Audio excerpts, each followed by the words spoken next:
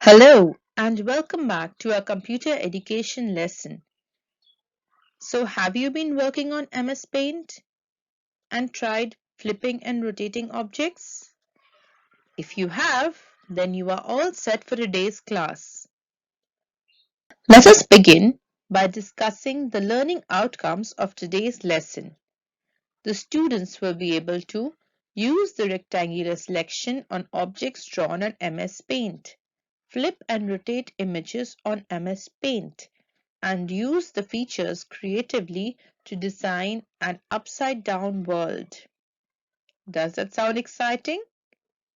I'm sure you will be able to do it at the end of today's lesson. And here we are, back to my MS Paint window.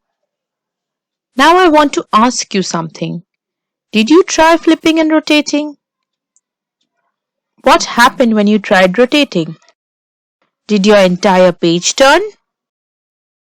Yes, I'm afraid that happens in the Paint window.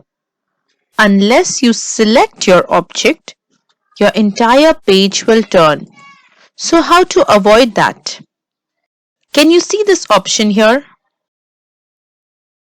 This is a select button. When I click on rectangular selection, I am able to choose the entire picture or the portion that I want changed. And then when I do rotate, only the image turns and not the entire page. So would you like to try it by yourself? Wonderful. So what did I do? I went to select, clicked on rectangular selection, dragged my cursor over the picture, and then rotated the picture so that it turned. And not the entire page, only the shape. Can we try another one? Here. Did you try the activity that I had given? What did you find out? Which shapes show changes when you do flip and rotate? And which are the shapes that do not show a change? What do you think, children? Will I be able to rotate this entire thing? All the images? Let me try. Here, I have selected my entire picture and let me see if it rotates. Yes, it does. Did you see? My entire picture has been turned, and if I want to go back to the previous screen, I have to click on undo.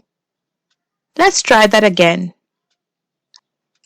If I use the rectangular selection on only one particular part of this picture and then try to rotate it, did you see?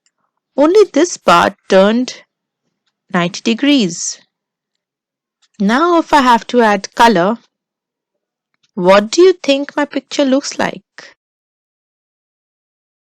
My picture looks quite abstract, doesn't it? But you can try this. Use the rectangular selection to choose objects and then turn them.